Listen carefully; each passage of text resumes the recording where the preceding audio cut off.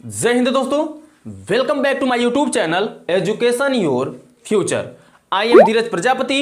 In this video we are going to tell you about to present tense. तो चलिए दोस्तों, हम present tense के बारे में देख लेते हैं। What is present tense. इसके पहले वाले वीडियो में मैंने आपको बताया था टेंस के बारे में। टेंस किसे कहते हैं, टेंस का डिफिनीशन क्या होता है, टेंस कितने प्रकार के होते हैं, और टेंस के एग्जाम्पल, जैसे टेंस से रिलेटेड जब एग्जाम्पल आएंगे, अनुवाद आएंगे, तो कैसे आप उसका ट्रांसलेशन करोगे, मैंने आपको यह भी बता दिया था। ठीक है, अगर हिंदी में अनुवाद आता है तो इंग्लिश में कैसे आपको करना है, वहां पर मैंने एक ट्रिक के माध्यम से बताया था। यदि आप वो वीडियो देखकर यह वीडियो देखने आए हैं तो काफी अच्छी बात है दोस्तों, आपको काफी अच्छे से समझ में आ जाएगा। ठीक है, तो चलिए सबसे पहले हम समझ लेते हैं प्रेजेंट टेंस। इसके पहले मैंने आपको बताया था टेंस तीन प्रकार का होता है, present tense, past tense, future tense. तो टेंस के तीन लड़के, पहले लड़के का नाम है प्रेजेंट, दूसरे लड़के का नाम है पास्ट, और तीसरे लड़के का नाम है फ्यूचर।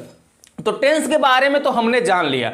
अब उनके बच्चों के बारे में जानेंगे कि ये कौन है, कैसे हैं और किस प्रकार के हैं। ठीक है, तो सबसे पहले लड़के के बारे में हम जानेंगे। पहला लड़का कौन था, प्रेजेंट टेंस। मैंने आपको बताया था टेंस के तीन लड़के हैं, पहला लड़का जिसमें है प्रेजेंट टेंस। ठीक है, तो प्रेजेंट टेंस का मतलब हम समझते हैं, प्रेजेंट टेंस के अंतर्गत क्या प्रक्रिया करनी होगी, ये सब आपको मैं एक ट्रिक के माध्यम से भी बताता हूं। ठीक है, देखिए दोस्तों, सबसे पहले प्रेजेंट टेंस का डिफिनीशन जान लेते हैं, प्रेजेंट टेंस को हम कैसे पहचानेंगे। ठीक है, तो प्रेजेंट टेंस मींस होता है वर्तमान काल। मैंने टेंस का वहां आपको डिफिनीशन लिखाया था, अब उसी के अनुसार भी आपका क्या होगा दोस्तों, प्रेजेंट टेंस का भी डिफिनीशन होगा। चलिए इसको आप देख लीजिए। क्रिया के जिस रूप से उसके मौजूदा समय के होने का बोध होता है उसे हम क्या कहते हैं, प्रेजेंट टेंस कहते हैं। मौजूदा समय का मतलब जो वर्तमान में चल रहा है, मौजूद टाइम में जो कार्य हो रहा है वह प्रेजेंट टेंस के अंतर्गत आएगा। ठीक है, अब इंग्लिश में इसका आप डिफिनीशन देख लीजिए। बहुत सारे बच्चे डिमांड करते हैं कि सर इंग्लिश में डिफिनीशन दिया करिए, तो इंग्लिश में इसका डिफिनीशन हो जाएगा, an action which is done at the present time it called it's present tense. एक बार आप फिर से देखिए, an action which is done at the present time is called its present time। जो कार्य यानी एक्शन, जो भी कार्य प्रेजेंट टाइम में हो रहा है उसे हम क्या कहेंगे, यानी मौजूदा समय में हो रहा है उसे हम प्रेजेंट टेंस कहते हैं। क्लियर हो गया दोस्तों, इसके बारे में आपको समझ में आ गया।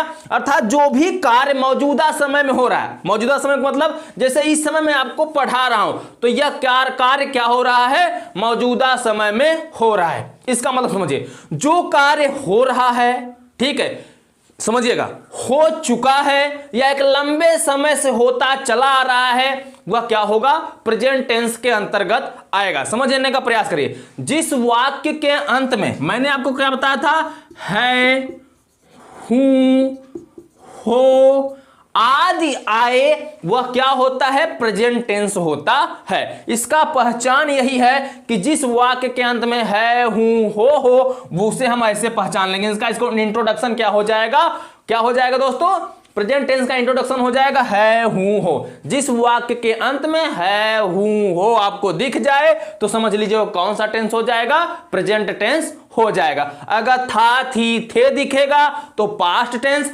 होगा, होगी, हो गया, अर्थात गा, गी, गे दिखेगा तो फ्यूचर टेंस हो जाएगा। अब बात आती है तो हम पहचान लेंगे कि कौन सा टेंस है, प्रेजेंट टेंस है। लेकिन अब प्रेजेंट टेंस के देखिए यहां पे मैंने लिख रखा है काइंड्स ऑफ प्रेजेंट टेंस, अर्थात वर्तमान काल के प्रकार। ठीक है, अभी इसके पहले आपने पढ़ा था kinds of tense, only tense. तो टेंस तीन प्रकार का था, तीनों प्रकारों में पहला था प्रेजेंट टेंस, दूसरा था पास्ट टेंस, तीसरा था फ्यूचर टेंस। अब जो आपने प्रेजेंट टेंस पढ़ा है, अब उसके भी चार प्रकार होंगे, अर्थात प्रेजेंट टेंस के कितने लड़के हैं, चार लड़के हैं। अब चारों लड़कों का नाम देखिए, पहले का नाम है प्रेजेंट इंडेफिनिट टेंस, दूसरे का नाम है प्रेजेंट कॉन्टिन्यूअस टेंस, तीसरे का नाम है प्रेजेंट परफेक्ट टेंस, और चौथे का नाम है प्रेजेंट परफेक्ट कॉन्टिन्यूअस टेंस। समझिए, प्रेजेंट इंडेफिनिट, इसको हम एक नाम और दे सकते हैं, प्रेजेंट सिंपल। ठीक है, क्या दे सकते हैं, प्रेजेंट सिंपल टेंस या सिंपल प्रेजेंट टेंस, इस तरीके से हम कह सकते हैं। ठीक है, इसका दूसरा नाम होता है सिंपल प्रेजेंट टेंस, अर्थात अनिश्चित वर्तमान काल कहिए या साधारण वर्तमान काल कह सकते हैं आप। ठीक है,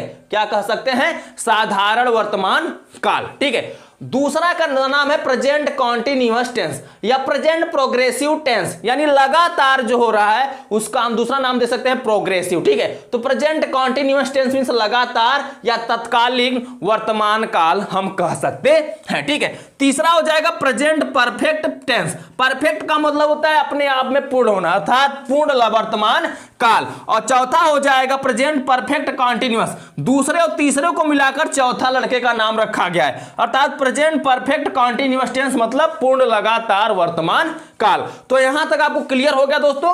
टेंस तीन प्रकार के, प्रेजेंट, पास्ट, फ्यूचर। अब पहला हम पढ़ रहे हैं प्रेजेंट टेंस। प्रेजेंट टेंस के चार लड़के, present indefinite tense, present continuous tense, present perfect tense, present perfect continuous tense. ठीक है, यहां तक देख लिया। अब आप तो देख लिए काइंड्स ऑफ प्रेजेंट टेंस, अर्थात प्रेजेंट टेंस के चार लड़के हैं, चार प्रकार का प्रेजेंट टेंस होता है। तो अब इसके बारे में भी तो मुझे जानना है, इन चारों के बारे में तो मुझे जानना है। तो चलिए, अगर आप जानना चाहते हैं, इच्छुक हैं, तो वीडियो को लाइक करिए। हम आगे आपको बताते हैं प्रेजेंट टेंस यानी अर्थात present indefinite tense. Present tense का पहला लड़का जो है प्रेजेंट इंडेफिनिट टेंस, इसके बारे में हम समझते हैं। प्रेजेंट इंडेफिनिट के अंतर्गत कैसे अनुवाद आते हैं, कैसे वाक्य आते हैं, आपको कैसे ट्रांसलेट करना होगा। ठीक है, आपको विथ ट्रिक बताऊंगा। अगर आप पहली बार ग्रामर पढ़ रहे हो तो जिंदगी में आपको पढ़ने की जरूरत भी नहीं पड़ेगी, बस ध्यानपूर्वक जितने भी वीडियो में कराऊंगा उसको आपको आराम से करते चले जाना है, आराम से देखते चले जाना है, और एक नोटबुक में अच्छे से आप लिख देने हैं आपको। ठीक है, आप जिंदगी भर नहीं भूलोगे। वीडियो को एक बार देखो, अपने नोटबुक में एक बार लिखो। ठीक है, कंफर्म है आप जिंदगी भर नहीं भूलोगे। तो क्लियर हो गया दोस्तों। पहले आप इसका स्क्रीनशॉट ले लो, उसके बाद हम पढ़ेंगे पहला प्रेजेंट इंडेफिनिट टेंस। तो दोस्तों उम्मीद करता हूं आपने इसका स्क्रीनशॉट ले लिया है। अब चलिए हम देख लेते हैं present indefinite tense. Present indefinite tense किसे कहते हैं, इसको हम कैसे पहचानेंगे। प्रेजेंट टेंस के बारे में तो मैंने आपको बता दिया कि इसके चार लड़के हैं। अब इसके चारों लड़के के बारे में हम जानेंगे ना, तो जानेंगे क्या, सबसे पहले लड़के के बारे में जानेंगे। तो पहला लड़का है प्रेजेंट इंडेफिनिट टेंस या सिंपल प्रेजेंट टेंस आप कह सकते हो। ठीक है, तो चलिए हम सबसे पहले इसी को देख लेते हैं, पहले नंबर को। ठीक है, अब देखिए दोस्तों प्रेजेंट इंडेफिनिट टेंस। अभी आपने देखा प्रेजेंट टेंस के प्रकार के बारे में। प्रेजेंट टेंस चार प्रकार का होता है। सबसे पहला प्रकार होता है प्रेजेंट इंडेफिनिट टेंस या सिंपल प्रेजेंट टेंस। ठीक है, प्रेजेंट इंडेफिनिट टेंस को हिंदी में बोलते हैं अनिश्चित वर्तमान काल। जैसा कि आपको पता है प्रेजेंट का मतलब होता है वर्तमान, टेंस का मतलब होता है काल, और इंडेफिनिट का मतलब होता है अनिश्चित। अगर डिफिनिट होता है तो निश्चित हो जाता है। क्लियर हो गया। तो अब आप इंग्लिश का हिंदी आसानी से बना लेंगे, कोई जरूरत नहीं है इसको रट्टा मारने की। ठीक है,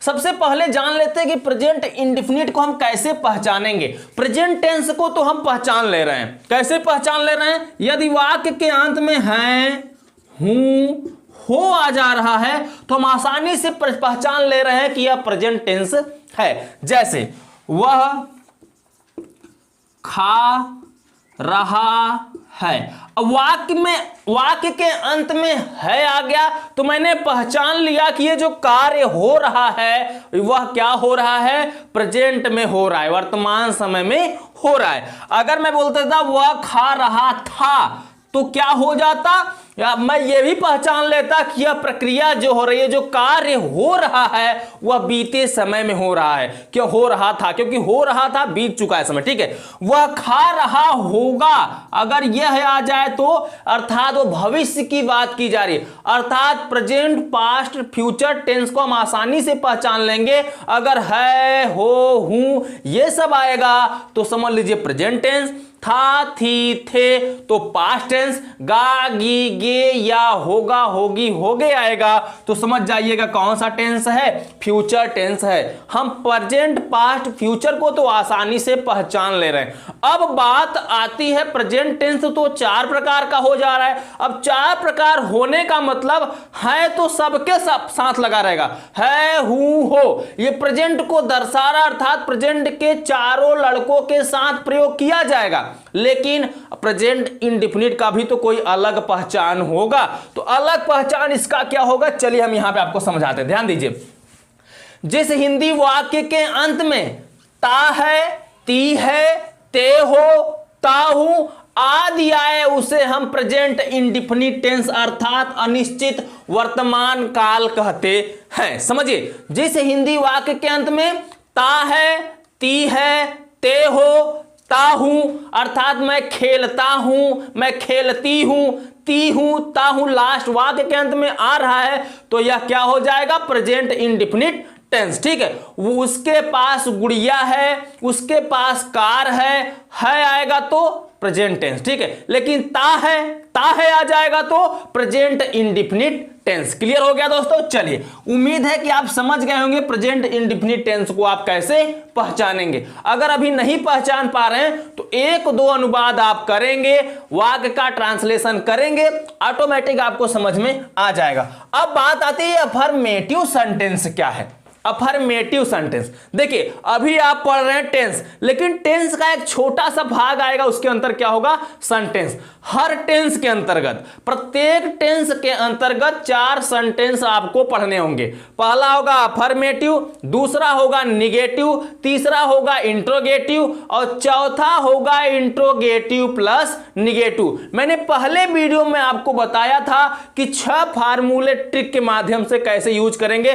जो 6 फार्मूला मैंने ट्रिक के जरिए बताया था, अब उनकी बारी आ गई है, उनका कहां पे यूज होगा मैं आपको अच्छे से समझा देता हूं। ठीक है, पहले आप समझिए अफर्मेटिव क्या होता है। हर टेंस के अंतर्गत आपको 4 सेंटेंस पढ़ना होगा। जैसे आप प्रेजेंट इंडेफिनिट पढ़ रहे हो तो उसके अंतर्गत आपको 4 सेंटेंस पढ़ने होंगे। पहला तो सिंपल, जैसे अफर्मेटिव सेंटेंस है, इसको हम सिंपल भी बोल सकते हैं। अफर्मेटिव सेंटेंस बोलिए या सिंपल सेंटेंस बोलिए। उसके बाद आएगा निगेटिव सेंटेंस, उसके बाद आएगा इंट्रोगेटिव सेंटेंस, उसके बाद आएगा इंट्रोगेटिव प्लस निगेटिव सेंटेंस। अभी आपको सब समझ में आ जाएगा, थोड़ा पेशेंस रखें। ठीक है, चलिए समझिए।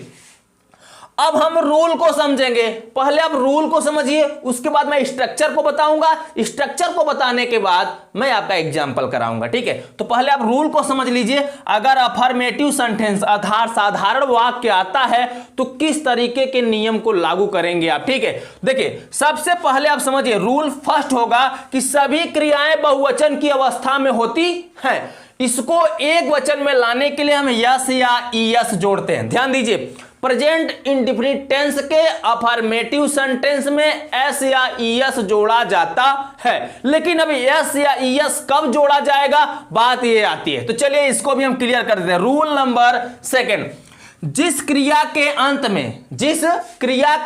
में O C H S H S double S X होता है वहां पर हम ईएस जोड़ते हैं। एक एग्जांपल समझाऊं, चलो देखो। जैसे गो मीन्स क्या होता है? जाना मेरा क्या है? क्रिया है।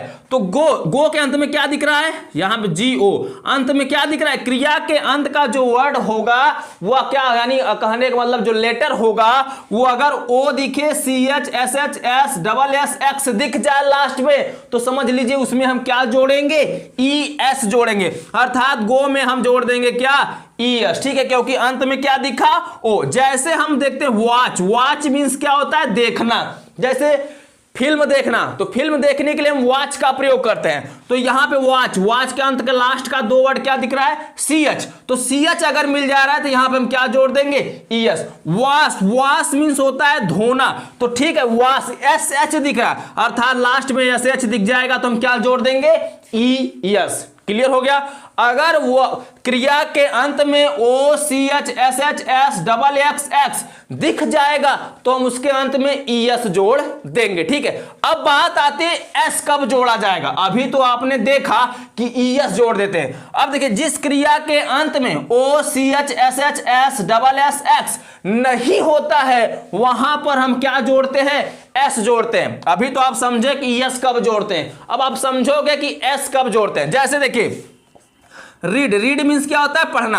अब वाक्य के अंत में देखिए O तो नहीं है, CH तो नहीं है, SH ये भी नहीं है, S ये भी नहीं है, डबल S ये भी नहीं है, X ये भी नहीं है। जब नहीं है तो आप क्या जोड़ दोगे? S जोड़ दोगे। चलो एक और एग्जांपल देखते हैं, जैसे प्ले मीन्स खेलना। अब देखेंगे प्ले के अंत में क्या है? Y। O है, नहीं मिल रहा है, CH नहीं मिल रहा है, SH नहीं मिल रहा है, S नहीं मिला, डबल S ये भी नहीं मिला, X नहीं मिला। अर्थात एस जोड़ देंगे। कहने का मतलब अगर ये 6 लेटर आपको दिख जाए, ये 6 लेटर जो हैं आपको किसी वर्ब के अंतर्गत अंत में दिख जाए तो आपको ये करना है ईएस जोड़ देना है, और नहीं दिख रहा है तो एस जोड़ देना है। लेकिन इसका भी एक कंडीशन होगा एस और ईएस को जोड़ने का। वो कंडीशन क्या होगा इसको समझ लेते हैं। अगर कर्ता एक वचन पर हो, अगर हो, देखिए कर्ता के एक वचन होने पर ही वर्ब में एस या ईएस जोड़ते हैं। अगर अनुवाद जो दिया रहेगा उसमें वाक्य जो आपको दिया रहेगा कर्ता एक वचन होगा तभी एस या ईएस जोड़ेंगे, नहीं तो एस या ईएस का प्रयोग नहीं किया जाएगा। अब कैसे समझेंगे कि कर्ता एक वचन कौन सा होता है, कर्ता बहुवचन कौन सा होता है? तो चलिए हम आपको वो भी समझा देते हैं। एक वचन कर्ता किसे कहते हैं और बहुवचन कर्ता किसे कहते हैं। आपने इसको समझ लिया है, समझ लिया है ना? चलिए बगल में समझा देते हैं। एक वचन कर्ता क्या होता है, बहुवचन कर्ता, अर्थात singular subject and plural subject. तो सिंगुलर सब्जेक्ट को पहले आप समझिए, सिंगुलर सब्जेक्ट, ठीक है, सिंगुलर सब्जेक्ट। सिंगुलर सब्जेक्ट वो होता है एक वचन कर्ता, अर्थात ही, सी, इट या किसी का नेम आ जाए तो ये क्या होता है, सिंगुलर सब्जेक्ट होता है। सिंगुलर सब्जेक्ट अर्थात एक वचन कर्ता ही, सी, इट या किसी व्यक्ति का नाम आ जाएगा तो वहां पर हम एस या एस का प्रयोग करेंगे। लेकिन अगर प्लूरल सब्जेक्ट आ जाएगा, प्लूरल सब्जेक्ट का मतलब होता है बहुवचन। तो बहुवचन मतलब एक से ज्यादा, इंग्लिश में सिर्फ 2 ही वचन होते हैं, एक वचन, बहुवचन, ठीक है। तो अर्थात सिंगुलर सब्जेक्ट, प्लूरल सब्जेक्ट। तो यहां देखिए सिंगुलर सब्जेक्ट जो होगा ही, सी, इट या नेम, ठीक है। लेकिन अगर प्लूरल सब्जेक्ट की बात की जाए तो आई, वी, यू, दे आदि होंगे। जैसे पेन्स, एक से अधिक वस्तुएं अगर कहीं आ जाए, एक से अधिक व्यक्ति कहीं पे आ जाए, अगर एक से अधिक की बात कहीं पर भी की जाएगी तो वह प्लूरल सब्जेक्ट के अंतर्गत आएगा। और प्लूरल सब्जेक्ट जहां पर होगा वहां पर हम एस या ईएस नहीं जोड़ेंगे, ठीक है। अभी आपका मैं एग्जांपल कराऊंगा तो आपको समझ में आ जाएगा। पहले आप इतना समझिए कि सिंगुलर सब्जेक्ट क्या है, इसको आप लिख लीजिए। सिंगुलर सब्जेक्ट आपका होता है ही, सी, इट या नेम। अगर ही मीन्स क्या होता है वह, सी मीन्स क्या होता है वह, ही माने भी वह, सी माने भी वह, यानी अर्थात ही मीन्स भी वह, सी मीन्स भी वह। तो ही जो होगा वह एक पुरुष यानी मेल के लिए यूज किया जाएगा, सी जो होता है वह फीमेल के लिए यूज किया जाता है, स्त्री के लिए यूज किया जाता है। दोनों का मतलब वह होता है, लेकिन सी जो होता है स्त्री के लिए यूज किया जाता है और ही जो होता है पुरुष के लिए यूज किया जाता है, ठीक है। इट और नेम, ये इट जो होता है निर्जीव वस्तुओं के लिए यूज करते हैं, और नेम किसी का भी नेम आ सकता है, सीता, गीता, राम, ये सब किसी का, श्याम, कुछ भी नाम सकता है। तो इसके आगे हम क्या करेंगे, यस या यस लगाएंगे। जब ये सब 4 कर्ता शुरू में दिख जाएंगे, 4 सब्जेक्ट शुरू में दिख जाएंगे तो आपको क्या करना होगा, एस या यस लगाना होगा। अब यस या यस कब लगाया जाएगा मैंने क्लियर कर दिया, O C H S H S double S X दिख जाएगा तो आपको यस लगाना है कर्ता एक वचन होने पर। अगर ये नहीं दिख रहा है, कर्ता एक वचन है तो एफ एस लगा दीजिएगा। अब कर्ता बहुवचन में है तो आपको कुछ भी नहीं लगाना, ना ही यस लगाना ना ही यस लगाना, ठीक है। क्लियर हो गया, समझ में आ गया? तो चलिए दोस्तों आप यहां तक स्क्रीनशॉट ले लो, उसके बाद मैं स्ट्रक्चर समझाता हूं, अर्थात फार्मूला बता देता हूं और कुछ एग्जांपल करा देता हूं अफर्मेटिव सेंटेंस का, ठीक है दोस्तों। तो उम्मीद करता हूं आपने इसका स्क्रीनशॉट ले लिया है। तो चलिए हम देख लेते हैं कुछ झकास एग्जांपल जो आपके दिमाग को फ्रेश करने वाले हैं और ये टेंस आपको अच्छे से समझ में आने वाला है। अभी तक आपने वीडियो को लाइक नहीं किया तो प्लीज वीडियो को लाइक कर दीजिए, और चैनल पर नए हो चैनल को सब्सक्राइब करके इस चैनल से जुड़ जाइए, क्योंकि इस चैनल पर आपका फ्री में इंग्लिश का पूरा कोर्स कराया जा रहा है। अगर आप घर बैठे फ्री में पूरा कोर्स पाना चाहते हैं इंग्लिश ग्रामर का तो चैनल से तुरंत जुड़ें और वीडियो को लाइक कर दें, ठीक है। अपने दोस्तों के साथ भी शेयर कर दें ताकि वो भी घर बैठे फ्री में पूरा कोर्स पा सकें। तो चलिए देख लेते हैं कुछ इसके एग्जांपल्स। अब देखिए दोस्तों स्ट्रक्चर अर्थात फार्मूला, चलिए स्ट्रक्चर को हम देख लेते हैं, इसका स्ट्रक्चर क्या होगा, ठीक है। स्ट्रक्चर का मतलब फार्मूला। मैंने शुरू में जब आपको टेंस पढ़ाया था पहले वीडियो में बताया था कि स्ट्रक्चर 6 होते हैं, ठीक है। लेकिन आप यहां पे पढ़ रहे हो affirmative, negative, interrogative plus negative. उन्हीं 6 फार्मूलों का यूज करके यहां पर हम क्या करते हैं, सॉल्व करते हैं सभी सेंटेंसों को, ठीक है। लेकिन आप पढ़ रहे हो यहां पे अफर्मेटिव सेंटेंस, तो अफर्मेटिव सेंटेंस का सबसे पहला रूल होगा कर्ता अर्थात सब्जेक्ट, ठीक है। क्या लगेगा, सब्जेक्ट। सब्जेक्ट का मैंने यहां क्या बताया, पहला फार्मूला एस, क्या बताया था, SHV, ये पहला फार्मूला मैंने लिखाया था, दूसरा लिखाया था SHV नॉट V, तो ये पहला फार्मूला होगा SHV, अर्थात सब्जेक्ट के बाद HV का मतलब हेल्पिंग वर्ब। तो इसमें कोई भी हेल्पिंग वर्ब का प्रयोग नहीं किया जा रहा, सहायक क्रिया में यहां पे कोई भी सहायक क्रिया नहीं लग रहा है अफर्मेटिव सेंटेंस में। कहने का मतलब यहां से सहायक क्रिया हटा देंगे, बचेगा सिर्फ क्या, वर्ब। वर्ब में हम लगा देंगे क्या, वर्ब का फर्स्ट फॉर्म होगा, या तो हम कह लीजिए सीधा पांचवा फॉर्म होगा।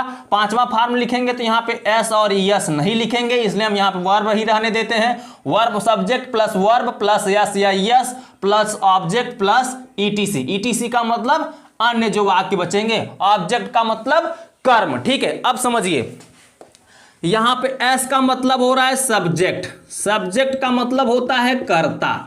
ठीक है, वी का मतलब होता है वर्ब, वर्ब का मतलब होगा क्रिया। समझ लीजिए, बहुत सारे बच्चे भी हिंदी नहीं जानते, एस या एस आपका यहां पे यूज हो रहा है तो यूज ही होगा। और फिर आ जा रहा है क्या, ऑब्जेक्ट। ऑब्जेक्ट मींस होता है क्या दोस्तों, कर्म। ठीक है, क्या होता है, कर्म। ठीक है, ऑब्जेक्ट मींस वस्तु भी होता है, ध्यान दीजिएगा। और ईटीसी मतलब आदि जो बचेंगे उसको आपको लिख देना होगा। चलिए थोड़ा सा एग्जांपल यहां पर हम कर लेते हैं। ठीक है, एग्जांपल अभी आप करेंगे तो आपको खुद समझ में आ जाएगा कि यह इस प्रेजेंट इंडेफिनिट टेंस के जितने भी उदाहरण होंगे आप कैसे सॉल्व करोगे। यहां देखिए, सबसे पहले क्या होगा, सब्जेक्ट होगा, सब्जेक्ट के बाद वर्ब होगा, वर्ब का पांचवा कह लीजिए पांचवा फॉर्म लगेगा। आपको पता है वर्ब के कुल 5 फॉर्म होते हैं। अगर आपसे पूछा जाए वर्ब के कुल कितने फॉर्म होते हैं तो बताइएगा 5 फॉर्म होते हैं। पहला first form, second form, third form, fourth form. और जैसे देखिए, फर्स्ट फॉर्म हो गया गो, क्या हो गया, गो। सेकेंड फॉर्म हो गया वेंट, थर्ड फॉर्म हो गया गो वेंट गॉन, फिर चौथा फॉर्म हो जाएगा गोइंग, और पांचवा फॉर्म हो जाएगा गोज। ठीक है, इसमें क्या लग जाएगा, ईएस लग जाएगा। तो first, second, third, fourth, fifth, तो आप एस या यस अलग से लगाओ, या तो सीधा यहां वर्ब का फर्स्ट फॉर्म लिखोगे ऐसे पे, नहीं तो यस या यस नहीं लिखोगे तो वर्ब का पांचवा फॉर्म यहां पे आप लिख दीजिएगा। क्लियर हो गया। तो सब्जेक्ट प्लस वर्ब का फर्स्ट फॉर्म प्लस यस या S plus object plus etc. अब इसके एग्जांपल को हम समझते हैं। जैसे एक एग्जांपल लेते हैं, सरला। सरला खाना पकाती है, सरला खाना पकाती है। अब इसका आपको ट्रांसलेट करना है इंग्लिश में। ठीक है, क्या होगा, ध्यान दीजिए, सरला खाना पकाती है। तो मैंने स्ट्रक्चर आपको समझाया है कि सबसे पहले हम क्या लिखते हैं, सब्जेक्ट लिखते हैं। क्या लिखते हैं, सब्जेक्ट लिखते हैं। उसके बाद हम क्या लिखते हैं, वर्ब लिखेंगे, फिर एस या S plus object plus etc. अब हम सब्जेक्ट को कैसे पहचाने और वर्ब को कैसे पहचाने कि कौन सब्जेक्ट है कौन सा वर्ब है। अब आप ध्यान दीजिएगा, यहां पे कौन, ध्यान दीजिएगा, कौन और क्या, इन्हीं 2 वर्डों से आप पता करेंगे कि सब्जेक्ट क्या है और ऑब्जेक्ट क्या है। चलिए हम पकड़ते हैं, सरला खाना पकाती है, तो कौन पकाती है, सरला। तो कौन बोलेंगे तो आपको सब्जेक्ट मिल जाएगा। कौन पकाती है, सरला। तो यहां पे सरला बोलने पे हमें क्या मिल जा रहा है, सब्जेक्ट। ठीक है, लेकिन वो क्या करती है, खाना पकाती है। तो खाना पकाना यहां पे देखिए वर्ब हो गया। ठीक है, खाना पकाती है, लेकिन कहां पकाती है, अगर घर में बोलते तो ऑब्जेक्ट मिल जाता। क्या कर रही है, तो क्या से हमें वर्ब मिल गया। ठीक है, क्लियर हो गया, समझ में आ गया। एक बार आप फिर समझने का प्रयास करिए। अगर आपके सामने ऐसे अनुवाद दिए हो, वाक्य आपके सामने आ जा रहे हैं, बहुत सारे बच्चे कंफ्यूजन पड़ जाते हैं कि सब्जेक्ट क्या है, ऑब्जेक्ट क्या है, वर्ब क्या है। तो मैं आपको बताता हूं, सरला खाना पकाती है, सरला क्या कर रही है, खाना पका रही है। तो आप बोलोगे कौन, कौन खाना पका रही है, सरला। तो कौन बोलने से हमें सब्जेक्ट मिल जाएगा, क्या कर रही है, क्या बोलने से हमें वर्ब मिल जाएगा, और कहां बोलने से हमें क्या मिल जाएगा, ऑब्जेक्ट मिल जाएगा। क्या और कहां से, अगर वर्ब नहीं है तो कहां क्या से हम यहां से वर्ब ऑब्जेक्ट और दोनों को आपस में निकाल सकते हैं। ठीक है, तो कौन क्या कहां, ये 3 से हमें सब्जेक्ट ऑब्जेक्ट वर्ब ऑब्जेक्ट मिल जा रहा है। ठीक है, तो सबसे पहले देखेंगे हमें लिखना होता है सब्जेक्ट। तो सब्जेक्ट इसमें क्या हो जा रहा है, सरला। कौन खाना पका रही है, पकाती है, सरला। ठीक है, तो सरला यहां पे आपका क्या हो जाएगा, सब्जेक्ट। ठीक है,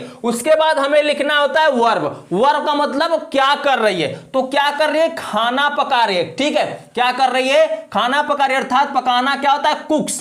कुक्स मींस क्या होता है, कुक्स द फूड। तो यहां देखिए सरला कुक, कुक मीन्स होता है पकाना, ठीक है, खाना पकाना, खाना क्या हो जाएगा, फूड होता है भोजन, या आप लिख देते सरला भोजन पका रही, पकाती है, तो भोजन अर्थात खाना वही, तो सरला कुक्स। अब देखिए सरला एक वचन है, मैंने आपको क्या बताया था, सरला किसी का ही, सी, इट या किसी का नेम आ जाए, किसी का नाम आ जाएगा तो हम क्या करते हैं, ये देखिए क्या है, किसी का नाम आ रहा है, ये सिंगुलर सब्जेक्ट है, क्या है, सिंगुलर सब्जेक्ट, एक वचन करता, एक वचन करता होता है तो हम वर्ब में क्या करते हैं, यस या यस जोड़ देते हैं। मैंने आपको यह भी बताया कि यस और यस कब जोड़ा जाता है, जब वाक्य के अंत में O C H S H S double S X आता है तो हम क्या जोड़ते हैं, ईएस जोड़ते हैं। अगर ये सब नहीं आते हैं तो ओनली हम क्या जोड़ते हैं, एस जोड़ते हैं। तो अभी वर्ब में देखेंगे, वर्ब में क्या आ रहा है, सी के आ रहा है, तो इसमें सी के कहीं है, जी नहीं, तो सी के नहीं है तो यानी ईएस नहीं जोड़ा जाएगा, जोड़ा जाएगा क्या, ओनली एस। तो यहां पे कर दीजिए कुक्स, ठीक है। अब क्या पकाती है, खाना, तो कुक्स द फूड, या द लिखो या ना लिखो, ठीक है, आपकी मर्जी, आप कुक्स फूड भी लिख सकते हो। तो सरला कुक्स द फूड, यहां पर इसका क्या हो जाएगा, अनुवाद हो जाएगा, ठीक है। चलिए एक दो अनुवाद हम यहां पर और करते हैं, ठीक है, आप समझ चुके हो ना किस तरीके से करना है, एक दो अनुवाद हम और कर लेते हैं। सरला कुक्स द फूड, सरला खाना पकाती है, क्लियर हो गया। दूसरा, मैं प्रातः काल में टहलता हूं, प्रातः काल में टहलता हूं, ठीक है। यहां पे देखिए अब आप बात आती, मैंने तो यहां पे करा दिया प्रेजेंट इंडेफिनिट टेंस का एग्जांपल। देखिए प्रेजेंट इंडेफिनिट कैसे आप पहचानेंगे, अभी बात आती है पहचानने की। वाक्य के अंत में ता है ती है, देखिए ता हूं, मैंने बताया जिस वाक्य के अंत में ता है ती हूं, ये ते हो अगर आ जाए तो समझ लीजिए कौन सा टेंस है, प्रेजेंट इंडेफिनिट टेंस या सिंपल प्रेजेंट टेंस है, ठीक है। अब बात आती है सिंपल प्रेजेंट टेंस जब आ जाएगा तो आपको यह देखना होगा कौन सा सेंटेंस है। तो अगर हम देख रहे हैं तो इसमें ना नकारात्मक चीजें दिख रही हैं, ना ही कोई क्वेश्चन पूछा जा रहा है, नहीं कुछ हो रहा है ना, तो अर्थात क्लियर हो जा रहा है कि यह अफर्मेटिव सेंटेंस है, अर्थात सिंपल सेंटेंस है। तो सिंपल सेंटेंस जब आपके दिमाग में आ जाए तो हमेशा पहले फार्मूला को सोचा करिए, SHVV। इतना याद रखना है कि प्रेजेंट इंडेफिनिट टेंस के अफर्मेटिव सेंटेंस में सहायक क्रिया नहीं लगता, वहां पर यस या ईएस लगता है कर्ता एक वचन होने पर। अगर कर्ता बहुवचन है तो वहां पे यस या ईएस का प्रयोग नहीं किया जाता। अर्थात मैं प्रातः काल में टहलता हूं, अगर आपसे कोई व्यक्ति पूछ लेता है कौन सा टेंस है तो आप ध्यान दीजिएगा लास्ट में हूं आ रहा है तो क्लियर हो गया कि प्रेजेंट टेंस है। अब प्रेजेंट टेंस के अंतर्गत ही मुझे सोचना है, प्रेजेंट टेंस के 4 लड़के हैं, तो इन चारों में से न कोई टेंस तो होगा ही। तो आते हैं सबसे पहले उसके पहले वर्ड को देखते हैं, वर्ब के लास्ट वाला जो है तो ता है, अर्थात ता आया है तो क्लियर हो गया, ता ती ते प्रेजेंट इंडेफिनिट में यूज होता है, इसका पहचान होता है ता है ती है ते, तो क्लियर हो गया कौन सा टेंस हो जाएगा, प्रेजेंट इंडेफिनिट टेंस हो जाएगा, ठीक है। जब टेंस आप पहचान लेंगे तो आपको यह सोचना है कि कौन सा सेंटेंस है, तो सेंटेंस में देखा जाए तो साधारण सेंटेंस है, अर्थात अफर्मेटिव सेंटेंस हो जाएगा। मैं प्रातः काल में टहलता हूं, मैं प्रातः काल में टहलता हूं, सीधी सी बात हो गई। अगर मैं बोल देता मैं प्रातः काल में नहीं टहलता हूं तो ये निगेटिव सेंटेंस हो जाता, ठीक है। अभी आप पढ़ेंगे निगेटिव सेंटेंस, लेकिन आप अभी ध्यान दीजिए अफर्मेटिव सेंटेंस के बारे में, ठीक है। तो मैं प्रातः काल में टहलता हूं, अगर मुझे इसका अनुवाद करना होगा इंग्लिश में तो मैंने क्या बोला है, सबसे पहले आपको 3 चीजें पकड़नी होंगी, क्या, सब्जेक्ट, ऑब्जेक्ट और वर्ब। सब्जेक्ट कैसे पकड़ते हैं, कौन बोलकर, ठीक है, और क्या वर्ब कैसे पकड़ते हैं, क्या बोलकर, ऑब्जेक्ट कैसे पकड़ते हैं, कहां बोलकर, ठीक है, आवश्यकता अनुसार। तो ध्यान दीजिए, कौन, मैं प्रातः काल में टहलता हूं, कौन टहलता है, मैं टहलता हूं, अर्थात सब्जेक्ट कौन हो जाएगा, मैं हो जाएगा। सब्जेक्ट कौन बोलकर सब्जेक्ट मिलेगा, क्या बोलकर वर्ब मिलेगा, कहां बोलकर ऑब्जेक्ट मिलेगा, ठीक है, समझिए। मैं प्रातः काल में टहलता हूं, कौन टहलता है, मैं टहलता हूं। तो अब स्ट्रक्चर पे जाइए, सबसे पहले सब्जेक्ट ही लिखा जा रहा है, अर्थात मैं की अंग्रेजी लिखेंगे, आप इस इंग्लिश लिखेंगे आई, क्या हो जाएगा, आई हो जाएगा। अब वर्ब, दूसरा स्ट्रक्चर में क्या बात आता है, वर्ब की, तो वर्ब आप ढूंढेंगे। आप क्या करते हैं, मैं प्रातः काल में क्या करता हूं, टहलता हूं, तो वर्ब हमें मिल जाएगा टहलना। टहलना, वॉक मीन्स क्या होता है, टहलना। अब देखेंगे क्या लगेगा, यस या ईएस। अब क्या लगेगा, एस या ईएस लगेगा। लेकिन लेकिन लेकिन जब कर्ता क्या हो, बहुवचन में हो, तो वर्ब में हम यस या यस नहीं लगाते। तो मैंने आपको बताया कि ही, सी, इट या नेम, अगर ही आएगा, सी आएगा, इट आएगा या किसी का नाम आ जाएगा तो हम तब ही हम यस या यस लगाएंगे। और कर्ता क्या होना चाहिए, एक वचन में, मतलब ही, सी, इट होना चाहिए, ठीक है, तभी हम यस या यस लगाएंगे। लेकिन कर्ता आई आ जाए, वी आ जाए, यू आ जाए या दे आ जाए या एक से अधिक सारी वस्तुओं का नाम आ जाए, व्यक्तियों का नाम आ जाए, तो वहां पे एस और ईएस का हम प्रयोग नहीं करते। क्लियर हो गया। आपको इतना याद रखना है, ही, सी, इट, नेम शुरू में आ जा रहा है तो हमें एस या ईएस का प्रयोग करना है, अन्यथा हमें एस या ईएस का प्रयोग नहीं करना है। तो यहां पे आई आ रहा है, आई आ जाए, वी आ जाए, यू आ जाए, दे आ जाए। आई मीन्स मैं, वी मीन्स तू, हम, यू मीन्स तुम, दे मीन्स वे। अगर ये सब आ जा रहे हैं कर्ता तो आपको एस या ईएस का बिल्कुल भी प्रयोग नहीं करना है। क्लियर हो गया। मैं प्रातः काल में टहलता हूं, आई वॉक, फिर क्या लिख देंगे, इन द मॉर्निंग, ठीक है। इन द ऑब्जेक्ट क्या है यहाँ पे, प्रातः काल, सुबह में। कहां टहलते हो, सुबह में। कब टहलते हो, सुबह में, ठीक है।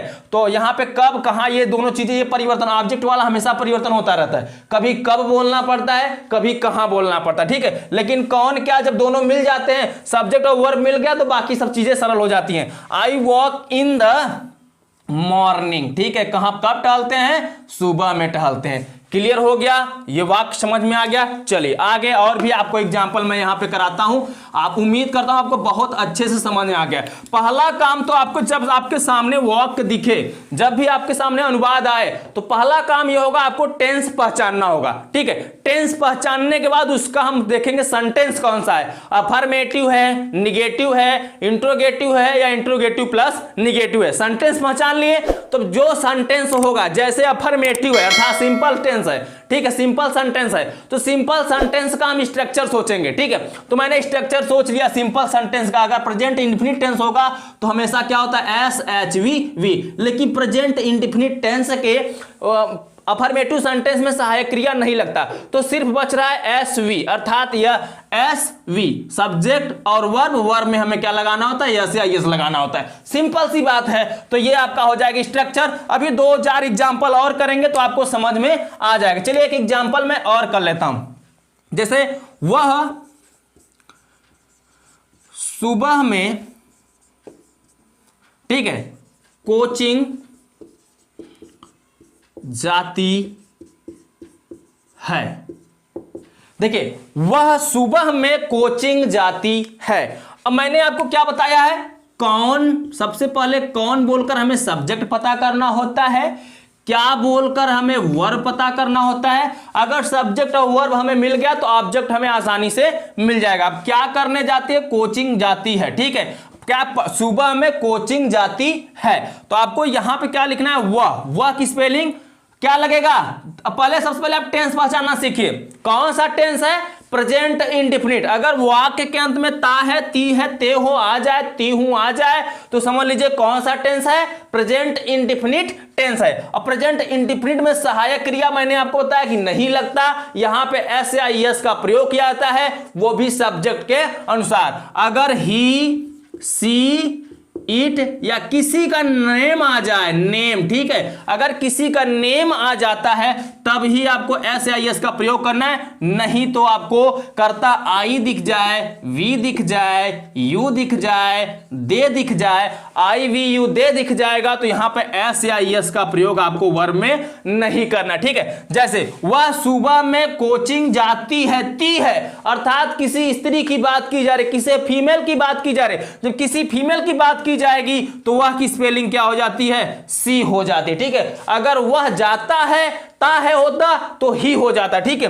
तो सी कौन जाता है, सब्जेक्ट हमें मिल जाएगा वह जाती है, वह का स्पेलिंग सी हो जाएगी। अब क्या करने जाती है, कोचिंग जाती है। तो सी गो मीन्स क्या होता है, जाना, लेकिन करता एक वचन है। मैंने बताया जब सी आ जाएगा तो एस या यस लगाएंगे, लेकिन गो गो अब जब बात आती है O C H S H S double S X आ जाता है तो हम यहां पे ई एस लगाते हैं। करता एक वचन होने पर वर्ग पे अंत में O C H S H S S double S X आता है तो यहां पर हम क्या लगा देते हैं, ई एस लगा देते हैं। तो सी गोज टू क्या, कहां जाती है, कोचिंग। तो लिखिए यहां पे कोचिंग, ठीक है। सी गोज टू कोचिंग। अब कब जाती है, मॉर्निंग में, तो इन द मॉर्निंग या इन मॉर्निंग। तो द लगा दीजिए, शोभा बढ़ जाता है। ये सब चीजें द किस लिए लगाया जा रहे हैं, वाक्य के शोभा सुंदरता को बढ़ाने के लिए, याद रखिएगा। She goes to coaching in the morning, ठीक है। तो इस तरीके से आप लिख देंगे, ठीक है। ये अब देखिए दोस्तों, यहां पर साधारण वाक्य, अब हम देखते हैं थोड़ा बहुवचन में और थोड़ा वाक्य को लंबा करके कराते हैं, ठीक है। जैसे राम श्याम के साथ, राम श्याम के साथ बाजार, यहां पर छोटा, राम श्याम के साथ बाजार जाता है, थोड़ा सा बड़ा करते हैं, ठीक है। राम श्याम के साथ बाजार जाता है। वह पहले, सबसे पहले अगर वाक्य आपके सामने कभी भी दिखे तो आपको इतना सोचना है कि कौन सा टेंस है। पहले यही काम होगा कि आपको टेंस पहचानना है। तो मुझे टेंस पहचानने के लिए क्या करना होता है, वाक्य के अंत में देखना होता है। तो हम वाक्य के अंत में अगर देखेंगे तो अंत में क्या होना, देखिए ता है आ रहा है, क्या आ रहा है, ता है। तो ता है, जब वाक्य के अंत में ता है, ती है, ते हो, त्वा हूं आ जाता है तो इससे क्लियर हो जाता है कि वो कौन सा टेंस है, प्रेजेंट इंडेफिनिट टेंस है। अब प्रेजेंट इंडेफिनिट टेंस तो हमने सोच लिया, लेकिन उसके अंतर्गत हमें 4 सेंटेंस पढ़नी होती है। तब उसको हम इन चारों सेंटेंसों के अंतर्गत सोचेंगे। तो देखा जाए कि राम श्याम के साथ बाजार जाता है, इसका मतलब ये कैसा सेंटेंस दिख रहा है, सिंपल सेंटेंस दिख रहा है, यानी अफर्मेटिव सेंटेंस दिख रहा है। अफर्मेटिव सेंटेंस में एस या ईएस का प्रयोग किया जाता है। अब हम स्ट्रक्चर को सोचेंगे। स्ट्रक्चर क्या होता है, subject plus verb plus es या es plus object plus etc. तो सबसे पहले में सब्जेक्ट को ढूंढना होता है। स्ट्रक्चर में सब्जेक्ट होता है, उसके बाद वर्ब होता है, उसके बाद यस या यस लगता है, लेकिन कर्ता एक वचन रहेगा तब। अगर कर्ता बहुवचन रहेगा तो एस या यस का झमेला समाप्त रहता है, ठीक है। तो यहां पे राम श्याम के साथ बाजार जाता है।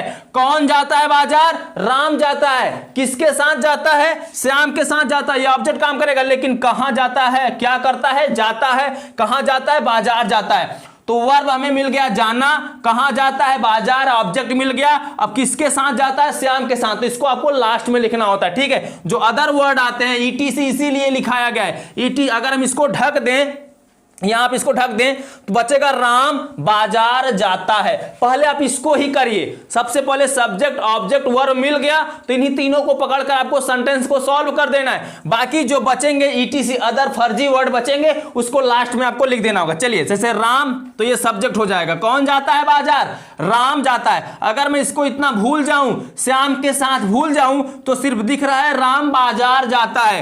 तो कौन जाता है बाजार, राम जाता है। तो सब्जेक्ट हमें क्या मिल गया, राम। स्ट्रक्चर हमें बताता है, उसके बाद वर्ब लिखना होता है। तो क्या करता है, जाता है, अर्थात गो।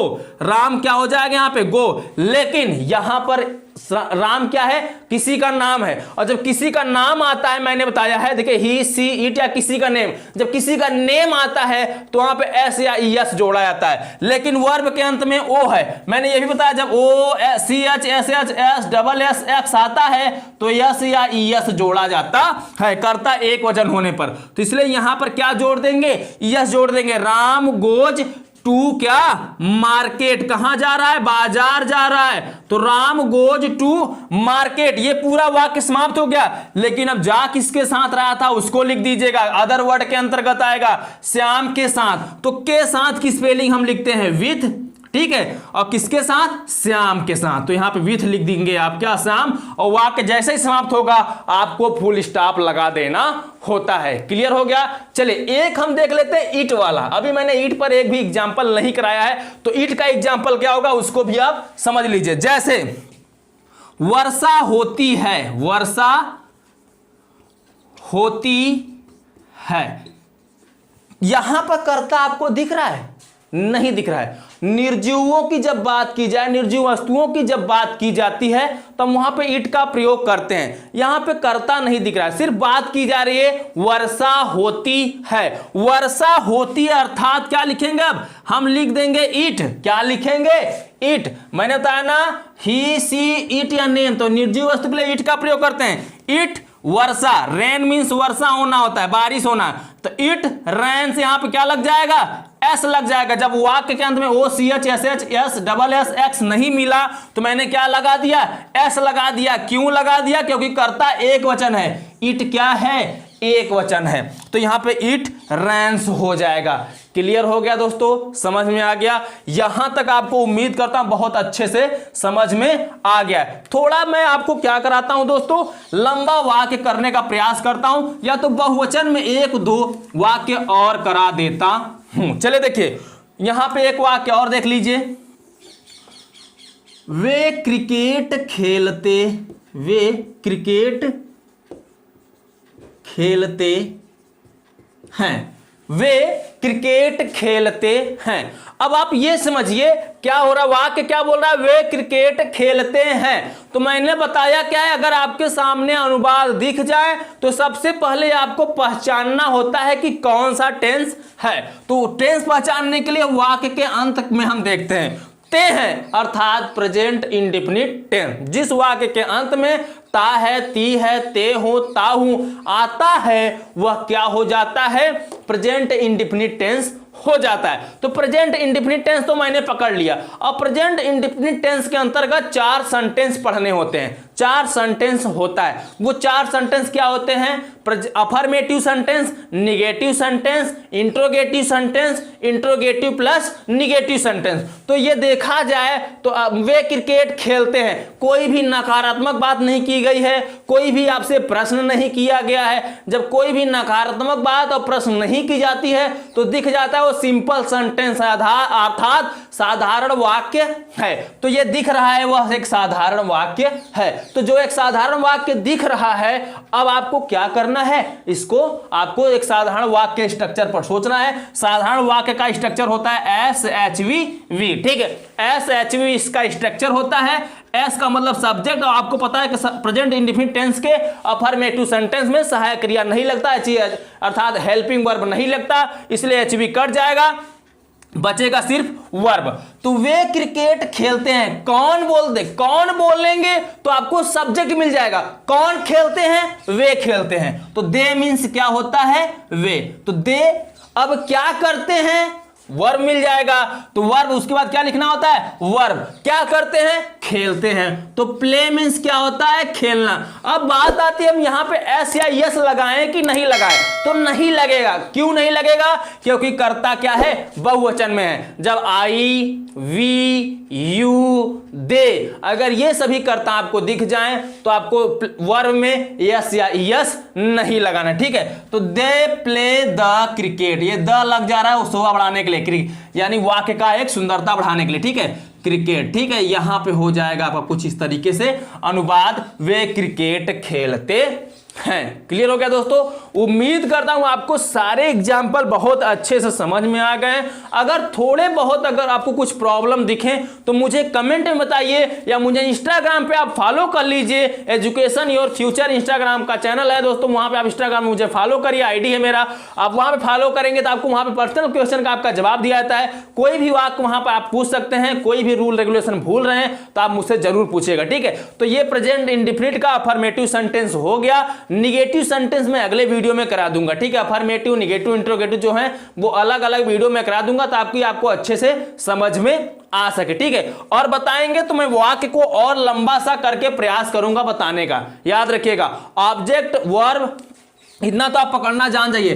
कौन बोलने से सब्जेक्ट मिल जाएगा, क्या बोलने से वर्ब मिल जाएगा और कहां कब बोलने से अगर आपको ऑब्जेक्ट मिल जा रहा है तो पूरा सॉल्व हो गया, अनुवाद ही समाप्त हो गया। तो इतना आप बोलकर पहले इन सबको निकाल लिया करिए और निकालने के बाद इस स्ट्रक्चर में सेट कर दिया करिए, उसी के अनुसार आप इसको सॉल्व कर दिया करिए। चलिए हम एक दो एग्जांपल देते हैं।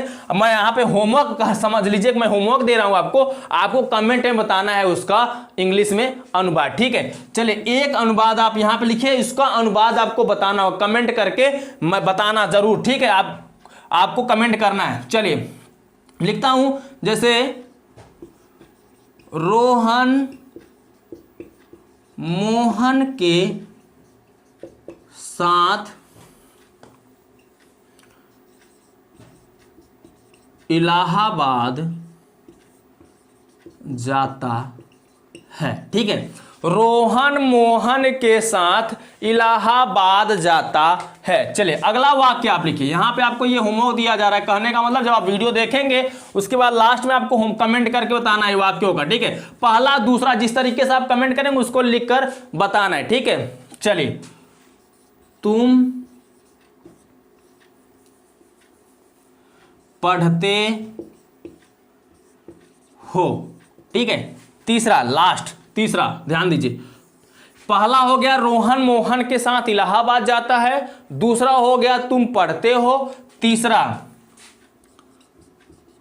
माली बगीचे में